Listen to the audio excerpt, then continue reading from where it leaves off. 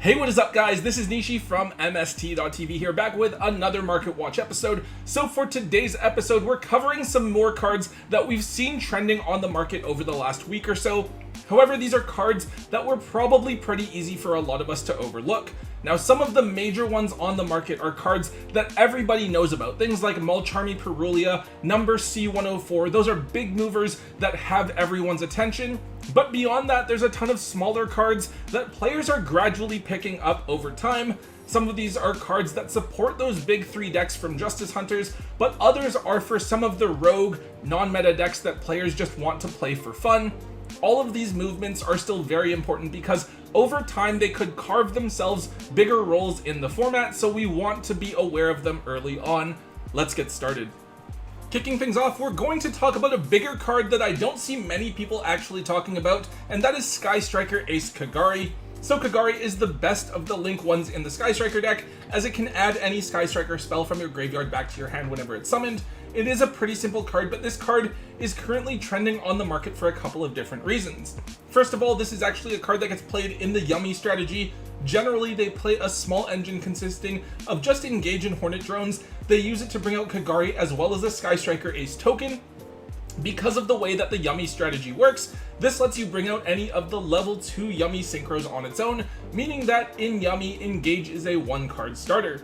The other place that this card sees play is obviously Striker, which did get a couple of support cards in Duelist Advance, but should get even more support in the near future when we get those last couple of Link monsters finally imported, and hopefully they will allow Strikers to play a bigger role in the format.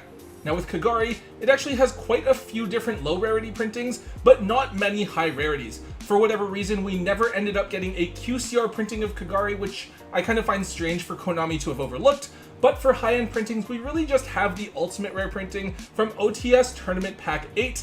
They were only about $100 or so for the longest time, but in the past couple of weeks, they've climbed really rapidly, and we have a bunch of sales at right around $150 to $160. We also have a couple of recent sales just above $250, and the cheapest ones you can get on TCG Player right now are around $250 as well. Aside from that, the next nicest printing is probably the secret rares from the 2019 tins. Those are historically only about $5 each, but they're now going for anywhere from $12 to $13 a copy. Beyond those, the card has many other accessible, cheaper holo printings with the alternate art in Dual Overload and Maximum Gold, and then the original art in Magnificent Mavens and Dark Saviors. So at the very least, this is a card that you'll want to own a couple of copies of just in case you need to use one.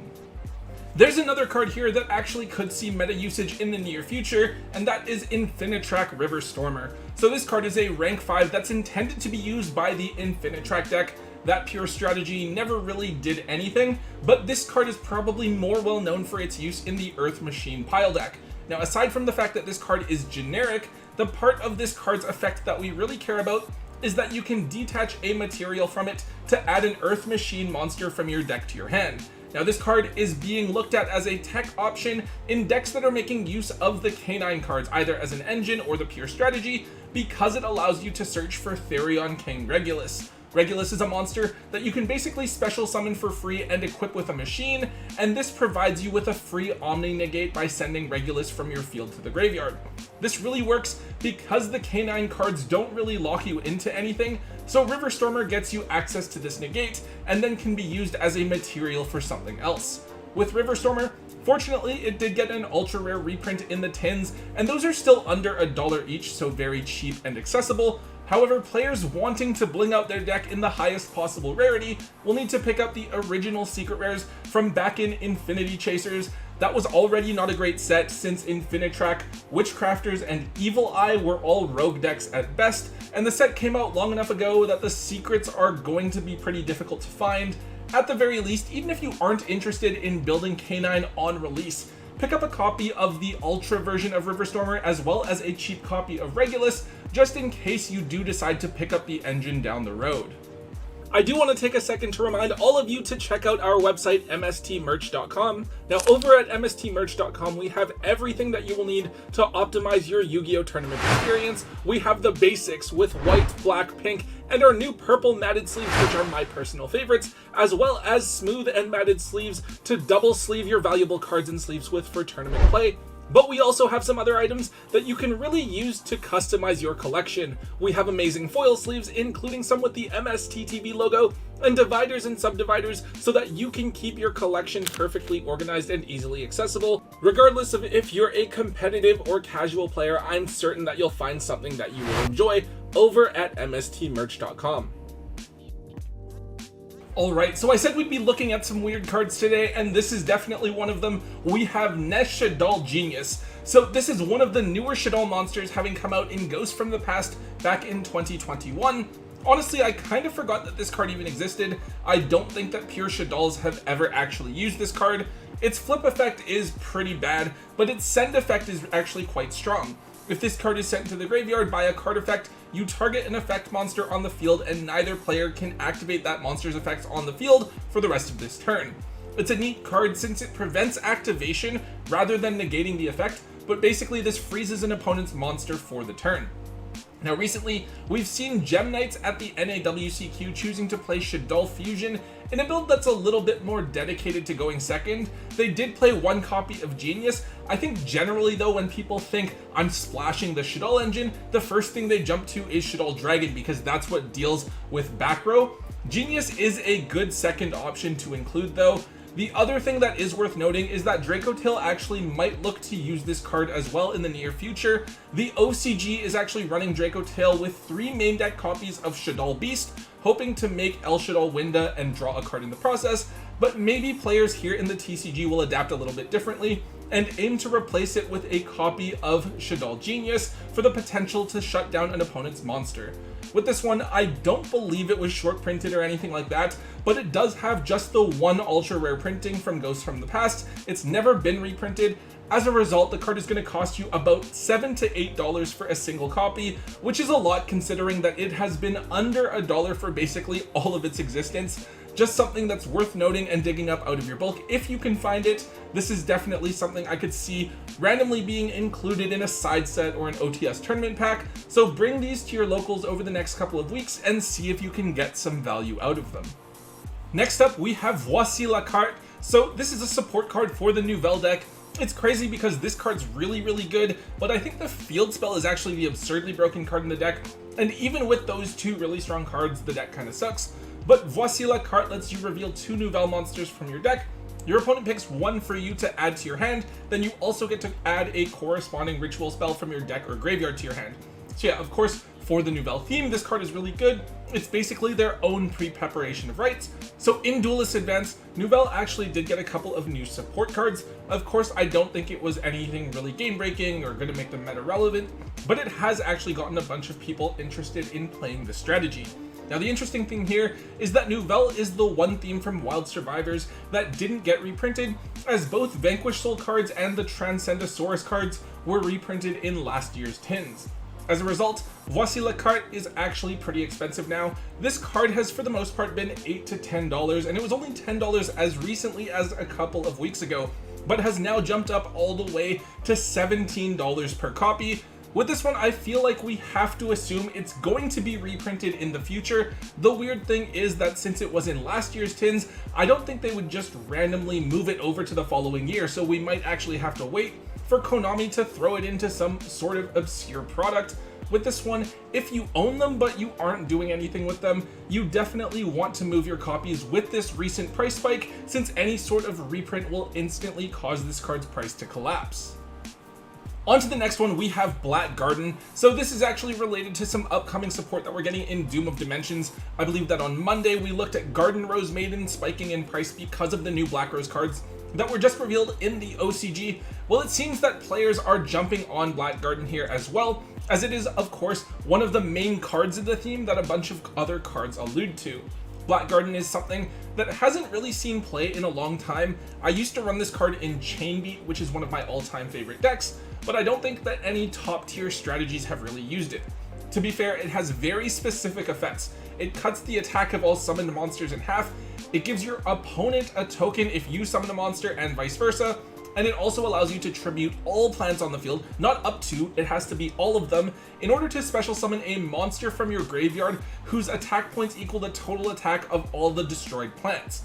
So from what I've seen so far, I believe that the buyouts we're seeing are actually just sort of like a blind default response by the market. I've checked out a couple of experimental lists that we've seen online on YouTube and stuff with the new cards, and even though they can access Black Garden with Garden Rose Maiden, a lot of the lists are actually choosing not to run Black Garden at all. It could be different when the cards are actually here. Maybe it'll be combined with some other strategy or other combination of cards that we're not really expecting, and you're going to want to at least have Black Garden to search so that you can discard it rather than activate it, but who knows. The card has a few different lower rarity printings, but it's the 2 holo printings that are up a fair bit. The secrets are from Legendary Collection 5Ds, which is a set that not very many people opened. They used to be around $7 to $8. They've shot all the way up to $30 a piece within the last week. Aside from that, the other holo printing is the original super rare from Crossroads of Chaos. Not really a crazy price jump, those were pretty cheap before, and you can still pick up the unlimiteds for a few dollars, and then the super first editions are $10 to $12. So yeah, this one feels like a bad buyout if the card is just something that people aren't really going to be using anymore moving forward. So if you happen to be sitting on the secret rare printings, now is an amazing time to try to move them for maximum value. Moving on, we have Tri-brigade Shurag, the Ominous Omen. So one of the other themes that'll be getting support in Doom of Dimensions is actually the Tri-brigades, and their new cards look really, really cool. The new Link 2 sends 2 Tri-brigade cards from your deck or extra deck to the graveyard, allowing you to trigger the graveyard effects of the Tri-brigade extra deck monsters, as well as loading up the graveyard. And then the quick play spell either searches for another Tri-brigade spell or trap, or it allows you to conduct a Link summon by banishing the Tri-brigade cards from your graveyard. So the Tri-brigade theme is kind of weird because I feel like they're never their own deck. They're always piggybacking off of something else. Like they've been used before really successfully by Zodiac and by Lyrilusk. We've just never seen a pure Tri-brigade deck do anything competitively. However, when the engine does make an appearance, Shurag is a card we see pretty often, and with the new cards, I believe Shurag is something we're going to see run at 2 copies. On summon, this card banishes an opponent's card, which is why it is so strong to bring it out off of the effect of Tri-brigade Revolt. But then if it goes to the graveyard, like with the effect of the new Link 2, it searches for a Beast Family monster whose level is less than the number of banished Beast Family monsters you have. So yeah, I could definitely see this being a strong option in the future. With this one, this is another card where the price isn't doing anything too crazy or insane. The original secrets are actually the highest rarity printing of the card. Those were about $4 before, but now they've more than doubled up to the $10 mark. Of course, you can still pick up the ultras as well for only $1. If you can grab those slowly over time, I would definitely consider picking those ultras up and look to offload them closer to the release of when Doom of Dimensions comes out. And finally, the last card I want to take a look at for today is Primite Lordly Load. So this is one of the most interesting cards from the last year. It was originally basically one of the worst secret rares you could pull from Rage of the Abyss, and so many people just didn't want it. However, Konami then released Ether Barrel and showed us that the card was really strong with the Blue Eyes deck, and Lordly Loads went all the way up to like $80, $90. However, the insane thing is that they actually got an unexpectedly early reprint in Battles of Legend Monster Mayhem, and that brought its price way down much earlier than it was expected to. Lordly Load searches for another Primite card on activation, and you can also special summon a normal monster from your hand, deck, or graveyard, but then you can't activate the effects of special summon monsters on the field for the rest of the turn. So after getting its reprint, it had settled down at around $20 very temporarily, but we found out that the card was actually short printed in Monster Mayhem, so the card actually jumped back up to just under the $30 mark and has been around there for the last while. However, I do think that Lordly Load is a card that you might want to consider picking up depending on what deck you're interested in playing in the next format. From over in the OCG, we've seen a couple of decks choosing to run this card, as Dracotail uses it to access Dark Magician and make Red Eyes Dark Dragoon, while Yummy can use it to bring out Vanilla and make synchro plays. I don't know if this is like the best variation of those decks, but it's definitely an interesting tech that you can choose to play. Of course, this is all sort of a gamble. It's possible that this early reprint means that the card won't be reprinted in the 2025 tins, in which case I would certainly expect the card to shoot up in price because it's still such a difficult card to find. However, it's also possible that it could go the same way as cards like Dia Bellstar and Aluber. Cards that got super expensive, they saw early reprints, and then they actually got another reprint in the tins anyways that resulted in their values crashing. So yeah, this is one that I guess is kind of a gamble, but it is an interesting one. Depending on what you want to play in the next format, there's a case to be made for picking up this card now before it has a chance to go up any further. Alright guys, that is all I have for today's video.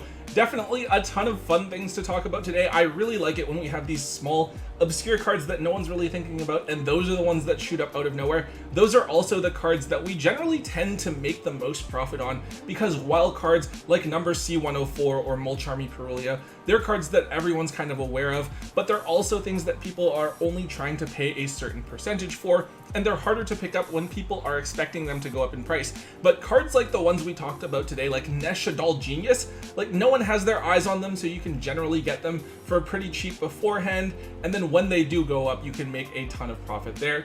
Anyways guys, if you did enjoy today's Market Watch episode, please make sure you let me know by hitting that thumbs up button. Make sure you leave a comment in the comment section down below. Hit subscribe if you haven't already, and until next time guys, don't forget to hold on to your MST.TV.